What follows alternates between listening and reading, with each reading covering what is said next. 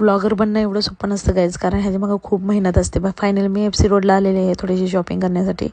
आणि चला, तू कोणाकोणाला वाटतं का ना व्लॉगर बनणं एवढं सोपं नाही, 30 मिनिटाचा व्हिडिओ आहे, याला काय एवढं मेहनत नसते. पण हे व्लॉगर बनणं आहे ना खूप म्हणजे खूप टफ काम आहे. कारण का त्यांना एडिटिंग आलं, 12-12 1-1 वाजेपर्यंत जागतात, एवढे एडिट करतात, कारण डोळ्यात तेल घालून जावं लागतं.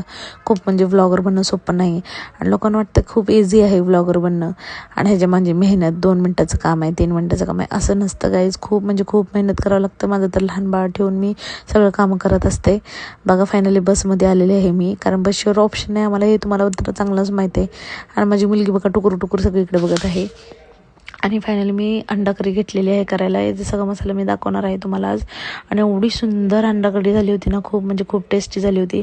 या तुम्ही पण जेवायला मस्तपैकी. आणि फायनली मी भाकऱ्या करायला घेतलेल्या आता महाराष्ट्रीयन पद्धतीनं, पूर्णपणे भाकऱ्या छान एकदम मस्त आणि एकदम सुंदर जेवण झालं होतं गाईस. तुम्ही पण या जेवायला आणि एकदा नक्की ट्राय करा. माझ्या हाताचं जेवण खूप म्हणजे खूप छान आहे, खूप छान. लाईक फॉलो सबस्क्राईब तुमच्या सपोर्टची फुल गरज आहे गाईज.